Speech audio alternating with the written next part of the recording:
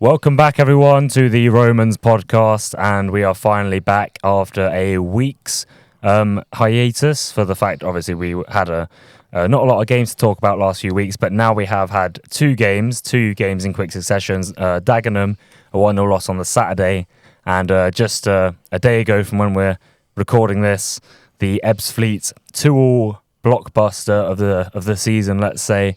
A 90 plus 7th minute equaliser.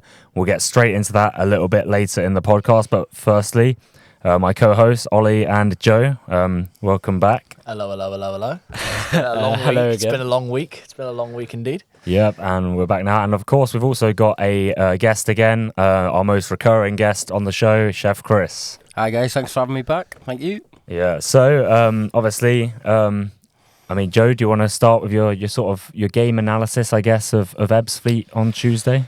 Yeah, well, I think that it was a deserved draw. Obviously, it wasn't until the 97th, 98th minute that we got that second goal. So at the start of the game, I think we were playing really well. There was a really good intensity to our play. We were just going at them again and again and again, and we get the goal in the second minute. It's just brilliant. What hell of a way to open up. Hell of a way. Just after we had a penalty call as well. Yeah. We really did come out of the gates fast. And we actually forced them to make a change because they were struggling so much to handle some of our play down that left-hand side. So that was really good. But then there was always that nagging sensation. That if we don't take these chances, it's going to come back to haunt us. Yes. It did. It nearly quite did. quickly. It nearly did, yeah. They got a goal against the run of play, I thought. And then later on in the second half, they got a penalty. We thought it probably was a penalty. We knew. I think. Yeah, I don't think there's a question about that. Everyone knew it was a penalty. Stonewall penalty. Yeah. Having watched it back on DAZN, because usually we don't get the benefit of watching the games back all the time before we record podcasts, but luckily the Bath Ebbsfleet game was aired live on DAZN on Tuesday night, so I managed to, with my massively overpriced subscription, watch back various points, basically watched almost the whole game again, like just as a sort of overview, and looking at the penalty.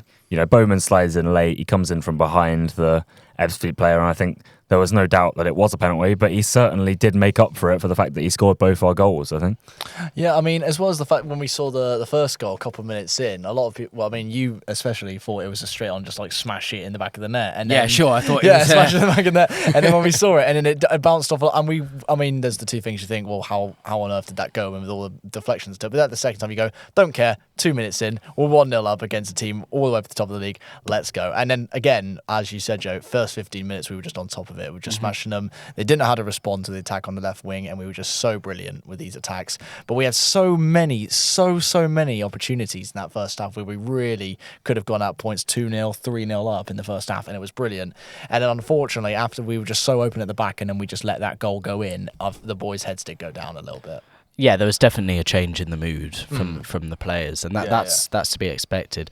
What I was wondering though is, in the second half, we really changed the way that we were playing. I thought, to the extent that we just went straight back to that thing which we've done a lot of, just bang it up top and hope it long, the striker can get on that, and hoping gets it there. But we could see that actually where we were getting joy was when we had pressure on them and we were putting the ball into the box and the keeper wasn't handling it pretty well. And there was last-ditch clearances. They were really having, Why didn't we try to keep that up? Why did we feel that we had to do that, invite them onto us, and then they get the goal? Yeah, and it looked like they were going to get the win. Yeah, we said that, didn't we, when we stood in the stand? We said, we just got to keep putting high balls in the box because that keeper, he can't catch a cold. And he was struggling with every high ball. He dropped 2 or 3, and then it had to be hoofed up pitch.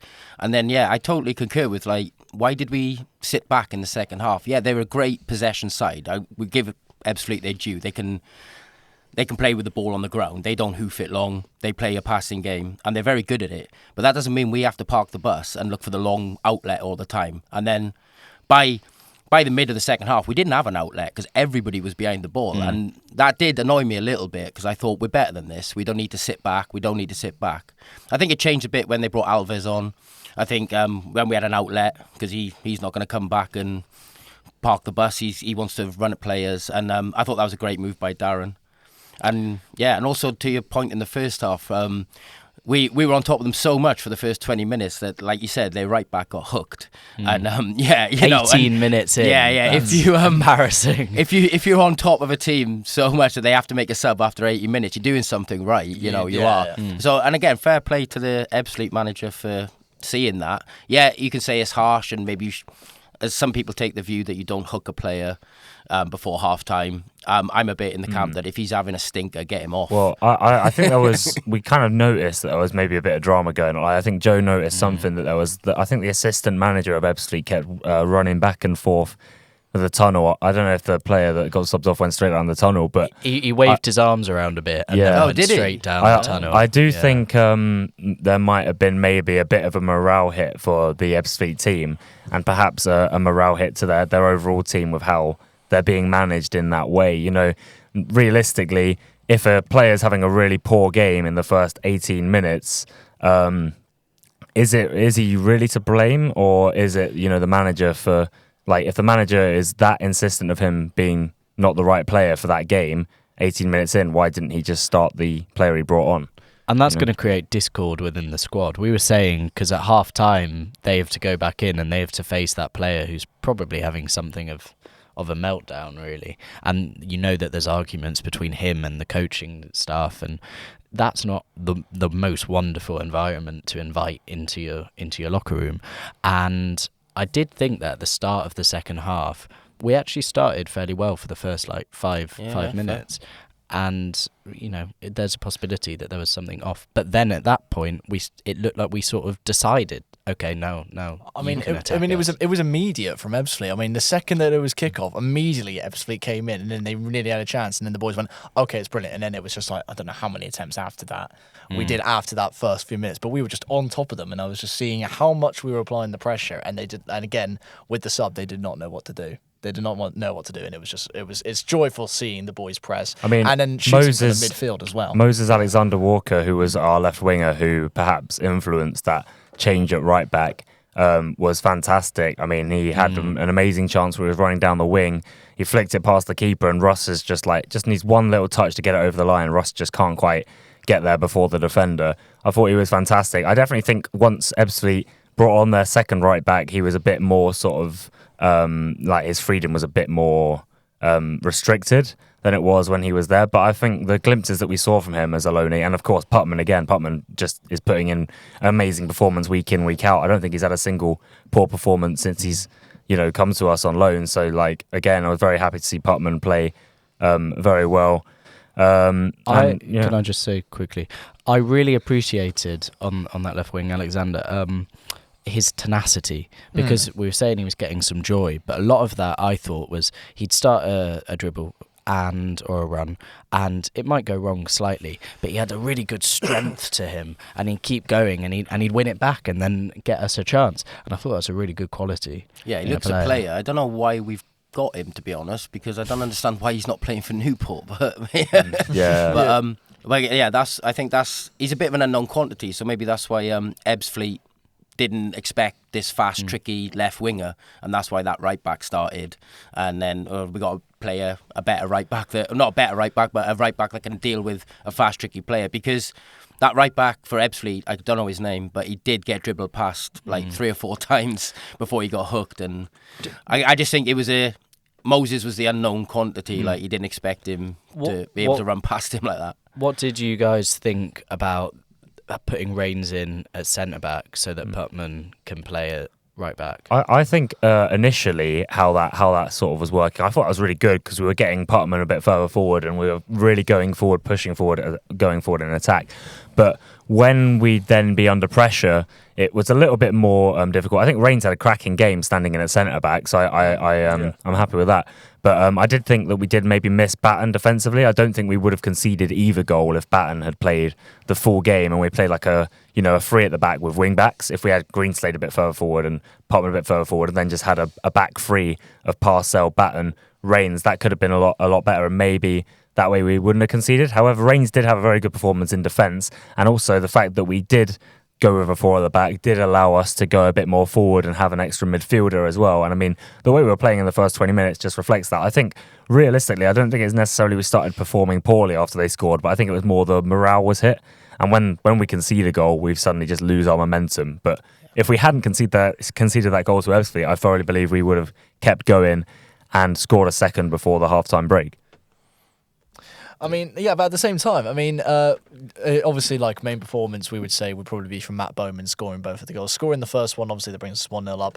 And then when we think we're going to lose the game, last possible second. Yeah, he had a very mixed bag game, Matt Bowman, because obviously he did concede the penalty as well with a late challenge, which some of the people were like, oh, you should leave that to the keeper or last man defender. But he certainly made up for it with his brace, and scoring the equaliser right at the end was fantastic. I mean, it was overall a fantastic performance from him in midfield. I do think that he's another player that week in, week out, he just performs. Even when he makes a mistake, he makes up for it like he did on Tuesday night.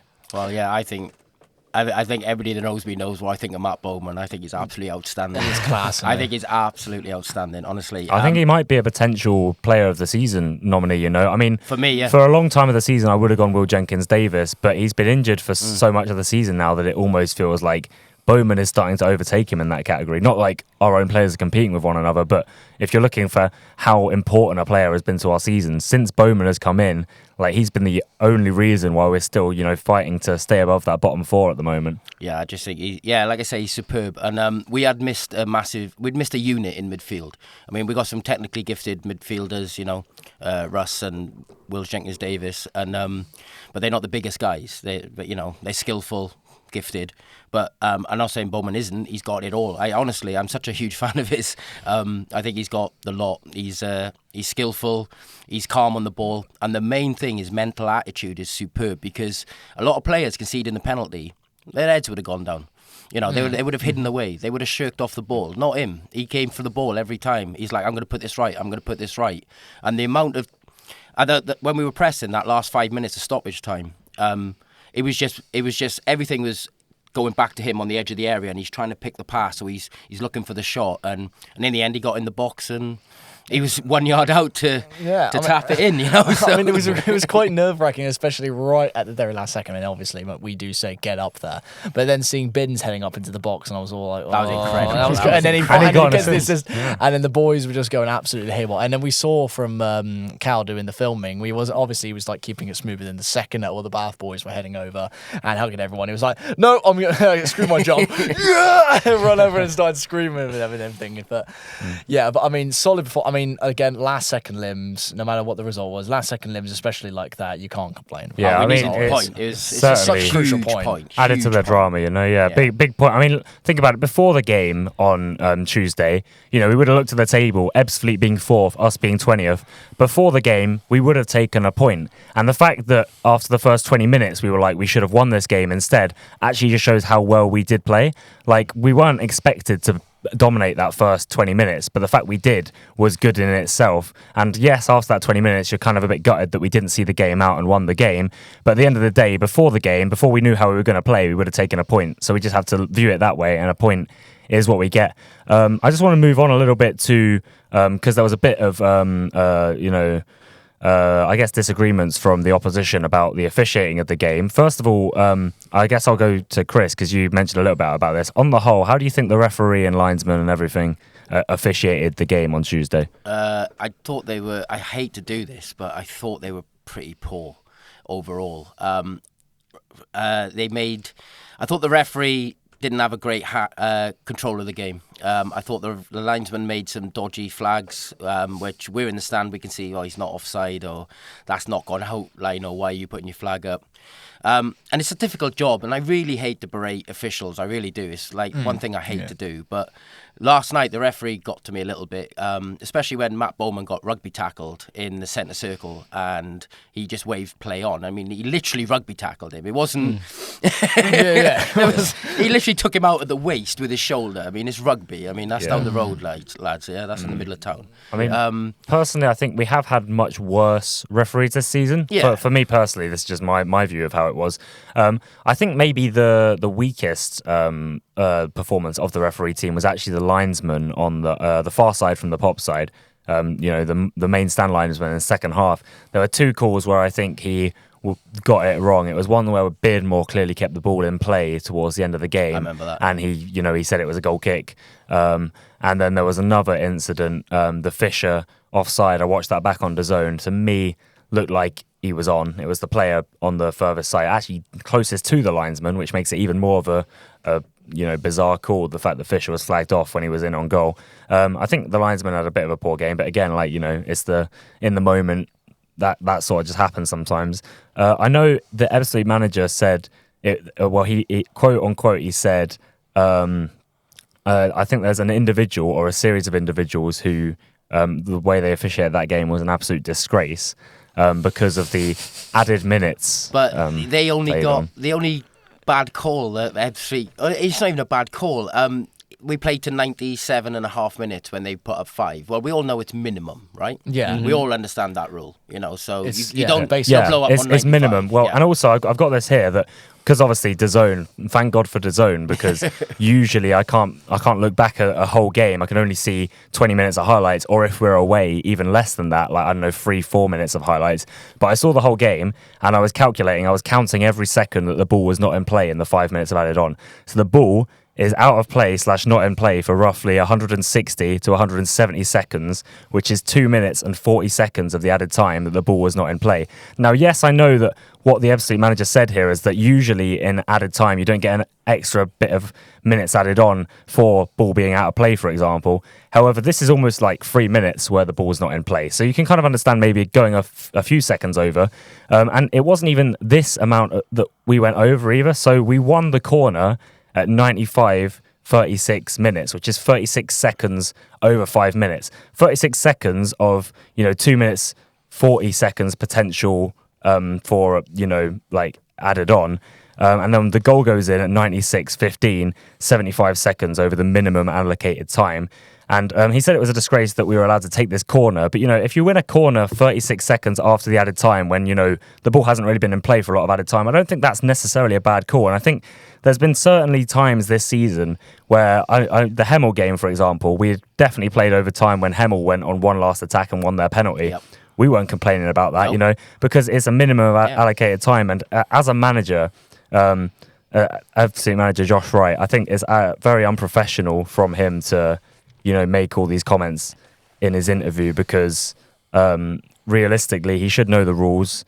It's a bit petty of him to blame the officials for this. I'm sure if it was the other way around and they were 2-1 down and they won a corner at 36 minutes, they'd be gutted if the whistle got blown when 170 seconds the ball wasn't in play and added time. But I mean, what is your takes on it? I mean, Ollie, you were right behind the technical area when the goal went in, and you saw all this commotion unfold where the Ebbsfleet manager and assistant manager were absolutely having a row at the fourth official.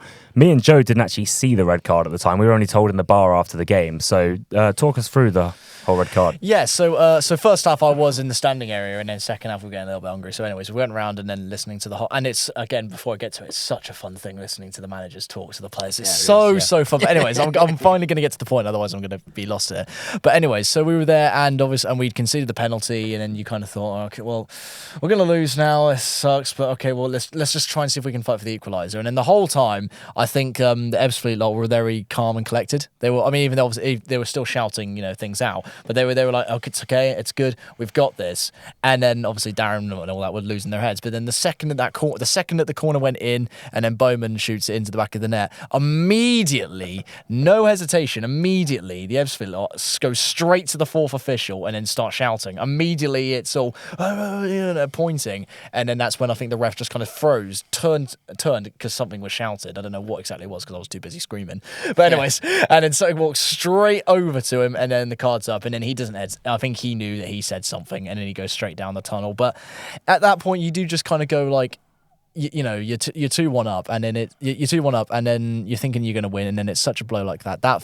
I would say that definitely felt like such a loss for Ebbsfleet, fighting hard to come back after a 1-0, after going 1-0 down, and then fighting to go back up on top. In a title race, as well. To act like that as well, especially, and then abusing the fourth official, and then abusing the ref. And as well as that, and obviously, Well, you see, you could say on one hand, like, oh, if it was the other way around, maybe our technical error would be higher, but we're not, because that's happened to us several times this season. Yeah, Hemel, mate. So, like Hemel, we played overtime. Hampton and Richmond, we scored. Obviously, this is because we scored in added time, so obviously it's a bit more understandable why there was a bit more added on. But Hampton and Richmond won a corner after we'd already played a whole minute over the allocated 4 minutes. We weren't complaining because we knew that we scored, we scored in added time, and obviously that's a bit of time run down. 2 minutes 40, the ball is not in play in this 5 minutes added on, and they were taking a long time with their goal kicks. They were taking a long time with their throw-ins. The ball went out for a throw-in a lot, and I mean, if you're taking a long time with your goal kicks and you're unhappy that 36 seconds over the allocated time a corner's been given to us, then I'm sorry, that's on you and that's on your players. They took 30, 40 seconds over a throw-in. They took 30, 40 seconds over a goal kick. Yeah. So they time wasted, and the referee maybe stopped his watch while before I think the ref actually kept the time really well, because as Oscar broke it down, he watched the DAZN 7 minutes back and he broke it down. The ball's out of play. The refs added that on because it's not a lot of time. They've slowed the game down to get to 95, and then when they've got to 95, they've switched off mentally and gone, "We've won the game now." Yep. Well, that's on them. It's on them. Also, the manager's saying, "Don't blame this on me one bit. This is completely the officials." I think that's very Jerry Gill of him to say. I'm sorry, because Jerry Gill in his post-match interviews would always be like, "I don't want any fans blaming this on me. This is completely not my fault." But if you're thinking it's not your fault for the fact that a bit more added minutes, you still had a corner to defend in the 90th minute. It doesn't excuse the fact you can't defend a corner. So what if you've gone over time? You play until the whistle. Yeah, if you're not playing to the whistle and you're not defending a corner, it is on you. Like, don't just suddenly shift the blame. I know there's a lot of Ebbsfleet fans as well who are disappointed at Josh Wright for saying this, saying that if you're gonna bring up the fact that, it's not my fault, don't attack me, the referee's got it all wrong, the officials got it all wrong, then that is very unprofessional. And I do think that him with this interview will probably generate a bit of attention. He has put potential future managerial jobs on the line for him, because EFL do not tolerate that sort of stuff being said in an interview, and I think Josh Wright has really thrown himself under the bus with those comments. Surely it's just heat of the moment stuff, really. He probably regrets it a little bit. For him, they're in a title race. It's 2 points dropped, not 1 point gained. Obviously, he's going to be very upset, and he's gotten angry and said all those things. And he did say that in the interview at the start of it, that I try usually to control my anger, but now I'm just going to vent all my anger out. Obviously, he's venting all his anger out, but you do have to take some accountability and it's all about. I mean, I know there's not a lot of media training at this league, and I can kind of understand that, but you still have to keep a cool head.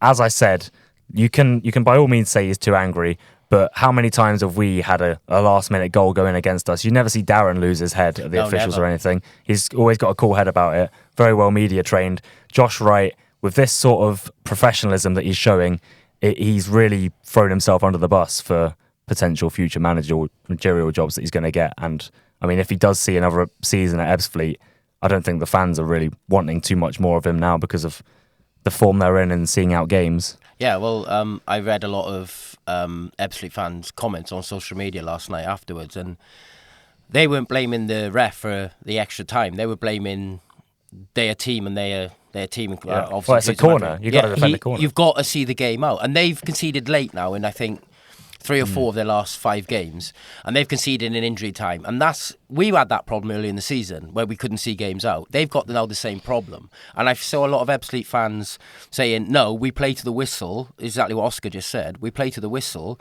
and it's our mentality. We can't have in our heads, like, 95, we're done. It's when the whistle goes, lads. I totally agree with Oscar's comments where he says, I thought he was very unprofessional in that interview, and you can't come out calling. He basically called the referee team cheats. He said it's borderline. You know what I'm trying to say. Well, he did actually make a comment saying that level of officiating is like Sunday League, where you're mates with the referee. That's it. I think that's a very, very risky comment to make. Poor comment. That's a poor comment. Because if that comment is made, I mean, I don't know whether National League will take action on that comment, because that's the sort of that's the sort of comment that can be taken action on. It's almost an accusation, isn't it? Yeah, because I think if that accusation was made in League 2 and higher, he's got like a few games banned for that. Totally, They probably most likely won't follow it up. But I mean, depending on how much attention that post-match interview gets, him comparing the level of officiating in National League to Sunday League when you're, quote, mates with the guy refereeing. It's a very risky comment to make. By all means, be angry. By all means, vent your frustration. But he did go way too far in his post-match interview. We weren't mates with that referee. No. He had some shockers against us. So don't worry. So What I would say is he spoke in that interview about the fact that they dominated us like the entire second half, and that he doesn't remember us at all, and all that. He doesn't remember. I don't remember. Well, maybe, mate. If you scored another goal, then you wouldn't need to worry about that. If you dominated us that hard, then you would have put the game to rest. Winning a game on a penalty is apparently dominating the game. Take some responsibility, man. Me. I do just want to mention it really, really quickly. It's a little bit of a change off topic. Did any of you get a good view, or not good view, but a view of when the lino got knocked out by Danny Green? Oh, I forgot about ball that. straight to the knocking, and you could hear the ball, and then everyone in the ground just going, "Oh!" I think you were some ways from some of the some of the tosses in the seats, but it was just woo, and then he was just on the floor, and at first you're like, has he killed him? No, he's not. No, he's on. It's a difficult one to take to the head. And then Greenslade pulls a Jamie Vardy and then does the flag. Yeah, does his job for him. I saw that. I saw that, and I was. We were at the other end of the ground. I was like, is he taking the mick? Oh no, he's genuinely helping him. But I mean, I just saw that because it was the fact we were retreating, trying to get the ball, and it was like deep into the second half, and then it was turned, and then straight in the head, and he just went down the floor. I was like, oh. I completely missed it. I just saw Danny Greenslade with the linesman's flag in his hand, and I'm like, what's going on here? And then I saw the lino on the floor, and I was like, oh, did he get it? Did he get it? No, it was. Trust me, it was just straight a missile. I was like, run, try and stop it, and then. I was like, oh. And everyone else was cheering, but I was genuinely, for the first time in my life, concerned about the line. I was like, what's going on? Yeah, that's not nice for anybody to take. No, it's horrible. In the face like that. Moving on to just the concluding of the podcast. On Saturday, we have Hampton and Richmond at home, another home game, a second home game in a row of 3 in a row. Got quite a few in a row now, obviously because of the postponed games and whatever. But Hampton and Richmond at home at the weekend. Hampton and Richmond, as we're recording this podcast, one spot above us. That could easily change with Farnborough versus Dagenham, which is being played on Wednesday night. This is Wednesday about 5 p.m. we're filming this. But Hampton and Richmond, one spot above us as we're recording this, and a relegation 6-pointer. We beat them at their ground away from home. They're picking up a little bit of form now as well, knowing that they need to claw their way out a little bit. But I was just wondering, Joe, starting with you, how big is the game on Saturday? It's massive. It's a 6-pointer, pretty much the definition of it. And we Sorry, so I was just going to do your best pundit commentary. Well, it's a game of 2 halves, game of 90 minutes, No, I'm sorry, I interrupted you, please. But yes, it's a very big one, and we need to win it, really. Or at least draw it. Definitely not lose it, because where we are right now in the league, if we drop points here, we could drop into the relegation zone very easily. And then that is actually a mentality thing. If you're just on the edge of it, slowly getting points, you can keep going. You drop into that, that's a real knock to their confidence. No, exactly. And again, going on for I do genuinely think in our attacking moments of this recent game, I do feel like the boys, and especially Darren, is telling them exactly what you've told them. We're not in the best comfortable place in the league, but we're in a place where you really need to fight and really need to show that we deserve to stay in this league. And we do deserve to stay in this league, and we need to stay in this league. But, again, just like going off of what you say, these next few games are important. We need to show who we are and need to keep getting these wins. Ties we can work with, but wins, we need wins. Losses, we can't have those. I think Saturday's a must win. I'm just going to put it out there. I think nothing less than 3 points Saturday. It has to be. I don't think we can drop 2 points. You can make the argument we've got 4 games in hands on Hampton, right? But we had that discussion the other week. I don't think that means anything. I think looking at the table, we need to beat Hampton, we need to beat Enfield, and we need to beat Farnborough, and we've got them all. And Slough. And Slough are quite far away from us. They've clawed their way out. They've clawed quite up high, to 14th, mate. Yeah. I don't know how they managed that. I don't know how they managed that either. But yeah, for me, 3 points from Hampton, 3 points from Farnborough, 3 points from Enfield. It's doable. I think it's doable. And I think if that happens, I don't want to say it, I don't want to jinx it, but I think we'll be safe. Yeah. So I'm looking at Saturday. 3 points is big. Just any think about it. win all 3 of those relegation 6-pointers, that's 9 points, and that's likely 9 points plus above all of the, clear of all of them, plus all the potential points we'll get later on in the season. You know, like there's a lot of teams maybe towards the end of the season that will be playing, such as like Chesham, who are sort of like kind of fighting for playoffs, but by that point it'll probably, if they're not mathematically possible in the playoffs, they'll be sort of mid-table nothing, and we will still have something to play for. And I just have a bit more confidence about that. But like 9 points from those 3 games, being Hampton, Enfield, Farnborough, that's 3 points clear of all 3 of them. And I think that is massive. And I mean, we spoke about Farnborough playing Dagenham. That's tonight, Yeah, tonight. Well, obviously, when people are listening to this, they'll know the result. That's also massive too. Dagenham, hopefully. Come on, Dagenham. Come on, Dagenham. Come on. Yeah, we didn't want them to win on the weekend. Tonight we're Dagenham fans. But yeah, you're right. It's that old cliche, isn't it? You have to beat the teams around you. Yeah, You really do. Yeah.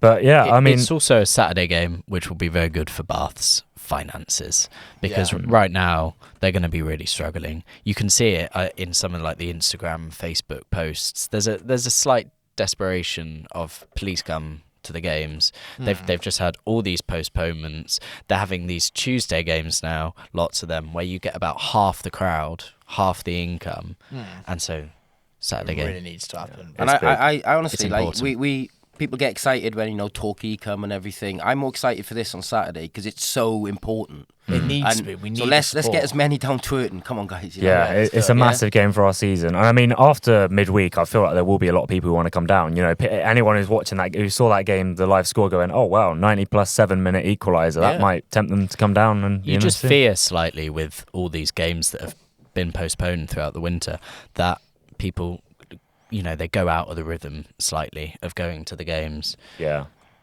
But Just get back in the rhythm. the crowds pick up. We need to bring the crowd and the noise. Do you think on us Saturday. being on DAZN hurt us for the attendance last night, or not so much? No, I don't think so. It was played on a TV in France, didn't you say, Oscar? It's- Tommy, who will be listening, was watching it on a TV in France. So fair play to him. I think it's cheaper. it's gone global. cheaper to actually go to the game in Bath than it is to watch it on DAZN. DAZN you have to That's pay like crazy. Just go isn't to the it? game. Yeah, exactly. And It's so give the much money to the better. club, innit? So Not much the. better. Oh, absolutely. Anyway, we have just about run out of time for this week's podcast. It's getting to the real grind of the season now. Like the proper drama. There's going to be a lot of fighting. It is always the best part of the season, this tail end of it, and hopefully, fingers crossed, we can stay up in National League South, and then I can, boys, please. if I do have to move back home near London area, I could probably go to more away games than I would be able to do if we got put in the division below. But thank you for listening. Please, Bath Stage. Joe and Ollie, co-hosts, thank you very much. Thank you very much. Thank you so much. And Chris, our most recurring guest, thank you very much again. Thanks a lot, guys. Enjoyed it again. All right, thank you very much and goodbye.